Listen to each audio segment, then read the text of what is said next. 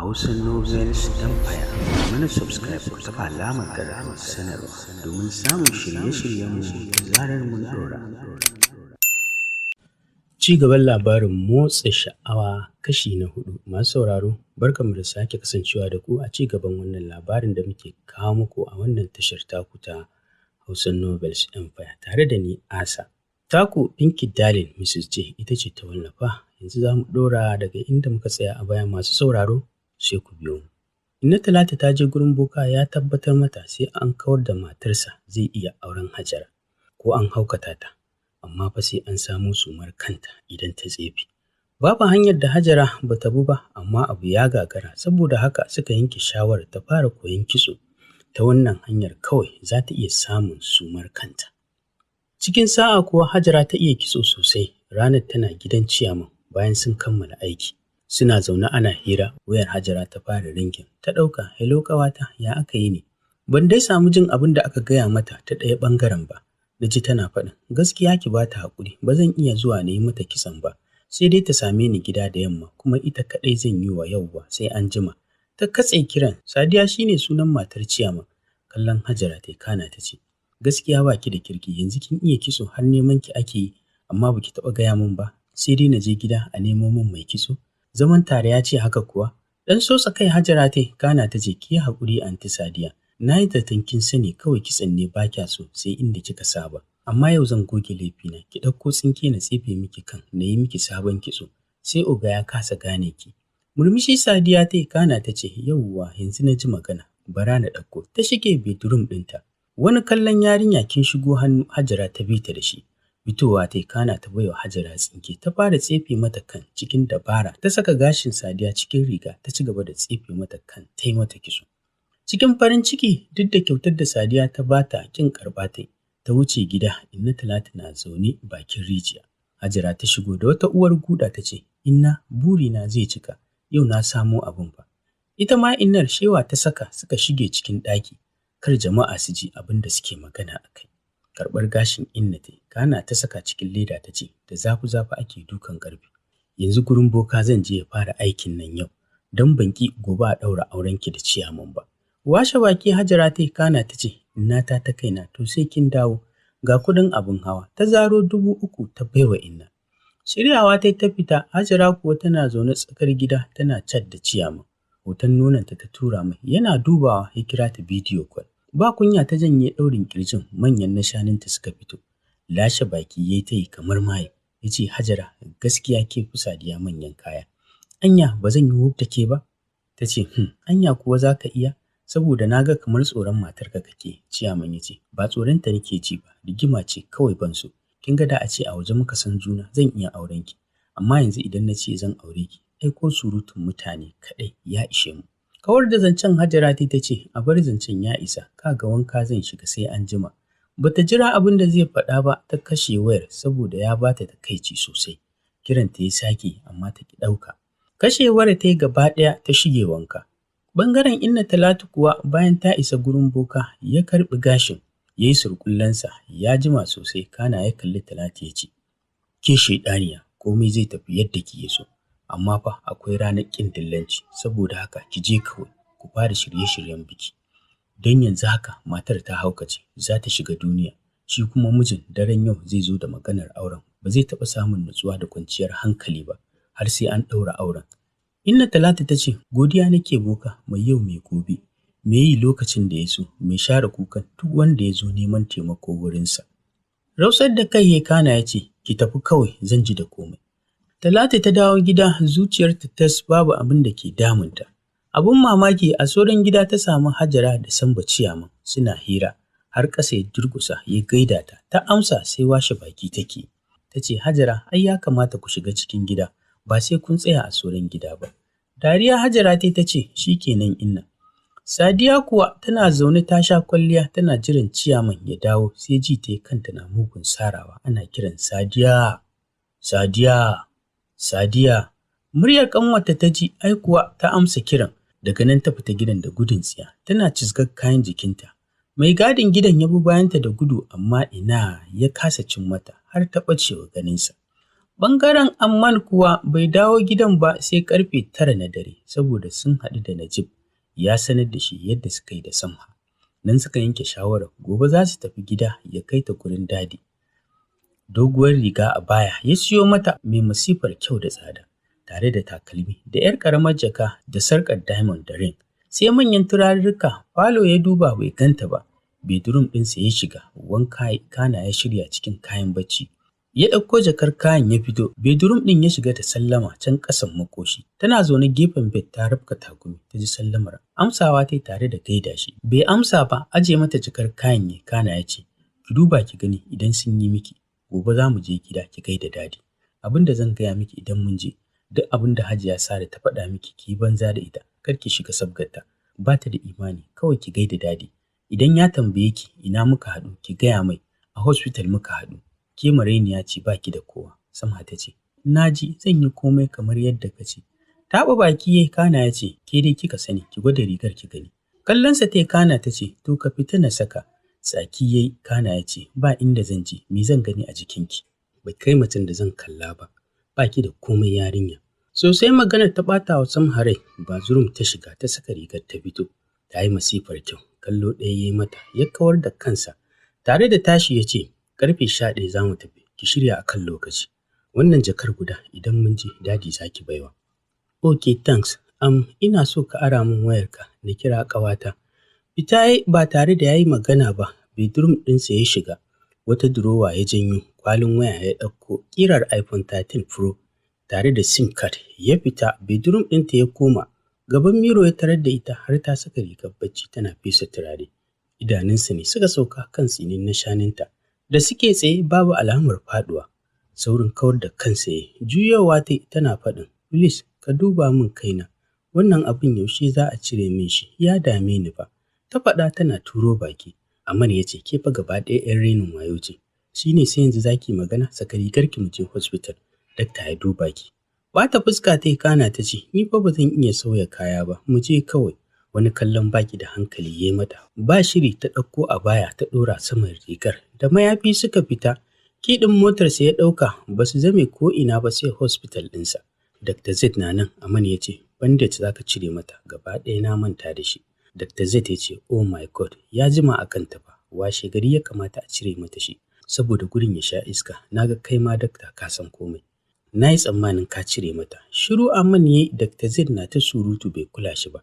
Samha kuwa mamaki abin ya bata, yanzu wannan mai zubin sojojin shine dakta lalle. Kayan aiki dakta ya ɗauko ya fara duba kan, gaba ɗaya bandage ɗin ya makale a fatar kanta. Kallon Aman ya yi kana ya ce, yallaɓai please zo ka riƙe ta saboda abin ya makale a fatarta. Dole sai ta ji zafi. Kamar ba zai je ba, haka ya taka inda take zaune ya riƙe ta. Dakta ya fara zuba spirit a gurin yana jan bandage ɗin. Samha ta zabura saboda ciwo. Ta makalkale jikin Amman tare da sakin kuka saboda akwai zafi sosai. Rungume ta yi sosai har dakta ya cire abin ya yi mata dressing, amma ba a rufe wurin ba, magani ya bata saboda rage jin zafin ciwo. Samha kuwa har idanunta sun yi ja saboda kuka. Gashi Amman ya yi mata kyakkyawar runguma, ba za ta iya motsi ba. A nan ta sha magani kana suka fito zuwa gida. Ko da suka isa har ta yi bacci, bedroom ɗinta ya kai ta, kana ya shiga nasa. Washe gari bayan Samha ta kammala musu breakfast, ta yi wanka, riga ta saka mara nauyi. Gaban miro ta ga kwalin wayar da Amman ya shigo da ita jiya. Duba wayar ta yi kana ta fito da ita falo. Har ya sako haɗa mai komai ta da zai bukata ta ajiye mai. Kana ta zuba nata, ya so mai yin breakfast. Bayan sun kammala ne ta bashi kwalin wayar ta ce, ga wannan da ka manta. Kallon wayar ya kana ya kawar da kansa. Ya ce je ki saka ta caji. Akwai SIM card da credit ki yi amfani da ita. Godiya ta yi mai kana ta juya za ta haura sama ya ce, ki shirya tafiya zami. Oke ta amsa kana ta wuce. Wayar ta saka a charge kana ta zauna gaban miro ta soma gyara jikinta da fuskarta. Ba wata kwalliya ta yi ba amma ta yi masifar kyau. Ɗaya daga cikin dogayen rigunan da ya siyo mata jiya ta saka wata maroon color. Ta saka sarƙar zoben da ta gani a ciki har da agogon mai kyau. Yana kanta ta yi da mayafin. Ta feshe jikinta da turarurruka. Wai kun ga yadda Samha ta fito? Kai ka ce ba ta jin Hausa. Saboda gaba ɗaya ta fito jinsin Larabawa sak. Takalmi ta saka tare da ɗaukar jaka ta fita. Bedroom ɗinsa ta shiga da sallama, yana tsaye gaban miro yana fesa turare. bata ce mai komai ba, shi ma haka ta wutsiyar ido ya ƙare mata kallo. Janyewa ya gaban miron, ita kuwa ta ƙarasa don neman magana. Turarurrukansa ta fesa kana ta fita. Jakar da ya ce dadi za ta baiwa idan sun je ta ɗauka. Kana ta sauka falon ƙasa. Ta zauna bata fi mintuna 10 ba sai ga Aman ya sauko cikin wata dakakkiyar shadda fara ta sha aiki mai tsadar gaske. Ga hular da ya saka ta yi masifar hawa shaddarsa. Haka Aman ya fito cas da shi kamar shugaban ƙasa. Cikin takun izza ya ƙarasa saukowa falon. Hanyar fita. Bayansa ta bi wannan lokacin da masu tsaron lafiyarsu za su fita cikin wata haɗaɗɗiyar mota mai baƙin gilashi. Da sauri bodyguard ɗinsa suka buɗe musu gidan baya suka shiga.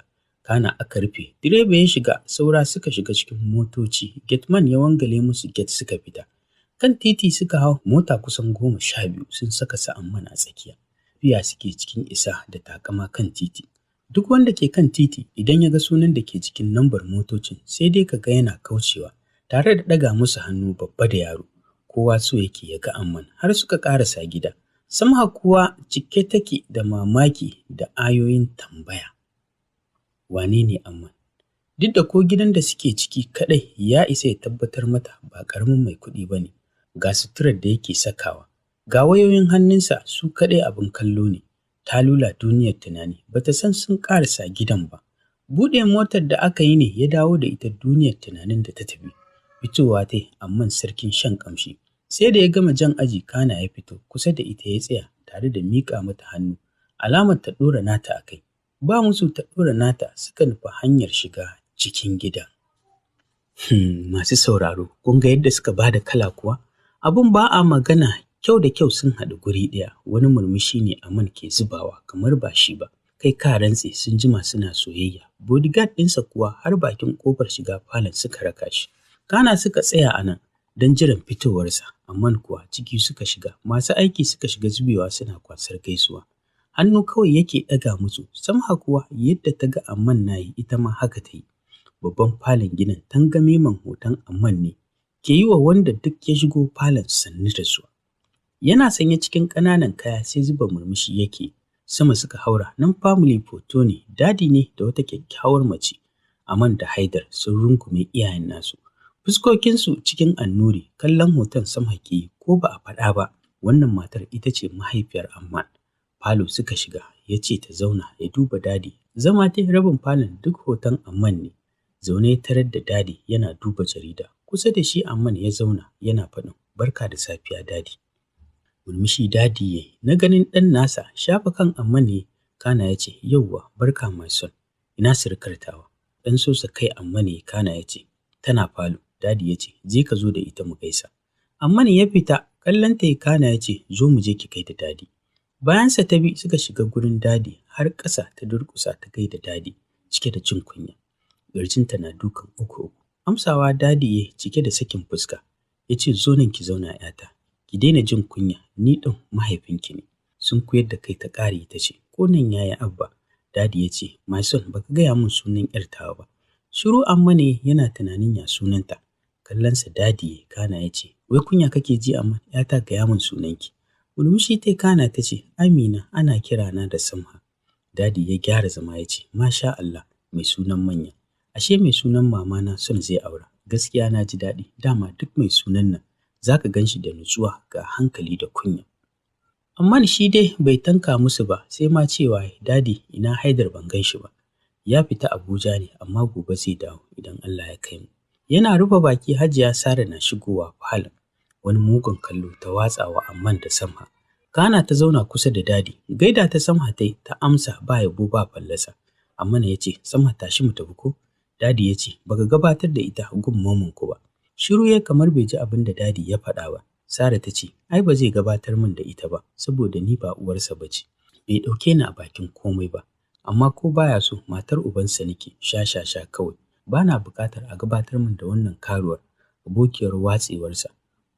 Ta bar falon, maganganunta sun yi wa dadi zafi, amma baya iya dakatar da ita.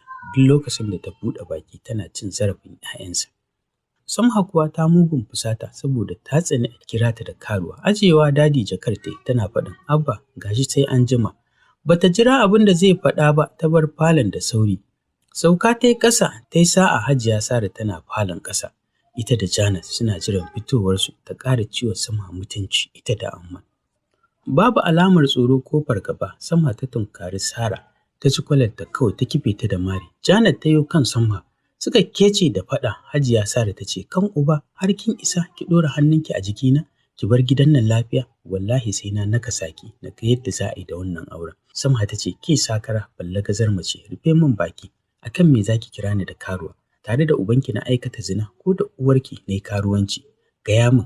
Hajiya Sarah ta ɗaga hannu za ta mare ta, cikin zafin nama ta riƙe mata hannu. Kallon Janet dai, wacce karon farko da ta kai mata naushi a fuska, ta zube kan kujera ba ta sake tashi ba. Ta ce, ke kuma kina 'yar aiki, har kin isa ki taɓa min jiki ina matsayin sirkar gidan nan? To idan kika kuma wannan kuskuren, wallahi sai na karya miki hannu. Kallon Hajiya Sarah ta da ke kiciniyar kwace hannunta, amma ta kasa. Ta ce, ke kuma ni da ke shige ka fasa, aure kuma kamar an yi an gama ne. Shaidaniya kawai, daidai nike da ke wallahi. Tana gama faɗar hakan ta hankaɗa Sarah kan kujera. Saboda masifa zama ta yi a falon, 'yan aikin da ke laɓe suna kallon ikon Allah ne suka shigo falon suna gaida Samha tare da ajiye mata tire da kayan lemu. Ɓangaren Amman kuwa tashi zai bi bayan Samha. Dadi ya ce, ka yi haƙuri Amman, ba mu gama magana ba. 'Yar gidan waye? Saboda na sanar da Alhaji Ibrahim a je a nemo ma aurenta. Ya ce ba 'yar kowa ba ce, marainiya ce, hospital ɗina take aiki. Saboda haka sati mai zuwa za a ɗaura auren. Ba na buƙatar wannan matar ta shiga sabgar aurena. Dadi ya san halin Amman sarai da zuciya, yana da wahala ka yi masa abu ya yi magana, amma duk ranar da aka kai shi bango kowa sai ransa ya ɓaci. Saboda haka Dadi ya ce, shi kenan mai son, je ka, Allah ya ma albarka. Ga wannan ka baiwa surukata. Ki ɗin mota ya bashi, karɓa kana ya fita. Duk abin da ya faru yana kan step yana kallon su har suka gama. Kana ya sauko ya ce, son mu tafi. Yana riƙo hannunta saboda ya ba wa Hajiya Sarah takaici. Ai kamar jiransa take, da sauri ta tashi kan kujera. Ta sha gabansa ta ce, ke marar mutunci, ba akan wannan ɗan barikin kika zage ni ba, to a kansa zan rama marin da kika yi mu. Daga hannu ta yi za ta kai wa Amman mari, Samha ta yi wuf ta cafe mata hannu tare da mayar da shi baya da ƙarfi. Ta ce, ke mahaukaciya, wallahi in dai ina raye baki isa ki taɓa ko da hannun mijina ba. Idan kuma kika yi wannan kuskuren, ranar sai na lahira ya fi ki jin daɗi. Jakar banza kawai, jahila. Ta ja hannun Amar kamar ɗanta za su fita. Hajiya Sarah ta ce, au ashe ta gama da kai, mugun abin da uwarka ta shuka ya dawo kanka. Yanzu na gano bakin zaren, ina ji a jikina, wallahi uwarka 'yar wuta. Tas tas kake jin saukar zafafan marika a fuskar Hajiya Sarah. Jikin Samha har rawa yake. Ta cafko wuyanta za ta kai mata duka, amma ya riƙe ta, sai fuske-fuske take. Tana son ƙwacewa, amma ta kasa saboda riƙon da ya yi mata ba na wasa ba ne. Da ƙyar ya fito da ita ya saka ta a mota. Hajiya Sarah kuwa ta ɗan tsorata da Samha don a tunaninta aljanu ne da ita. Da gudu motocinsu suka bar gidan. Kuka Samha ke yi sosai a mota, sai ajiyar zuciya take saukewa. Komai Amman bai ce mata ba har suka ƙarasa gida. Suna shiga falo ta yanke jiki ta zube a ƙasa. To fa, masu sauraro, ko me ya samu Samha? Ku biyo ni a shirinmu na gaba domin ku ji yadda za ta kaya a wannan labarin naku na motsa sha'awa, wadda taku Minki Darling Mrs. J ta wallafa. Asa nake karanta muku a wannan tashar taku ta Hausa Novels Empire. Idan kai kuke ya kasance baki a tashar, ku yi mana subscribe sannan ku taɓa alamar ƙararrawar sanarwa. Ina godiya masu sauraro.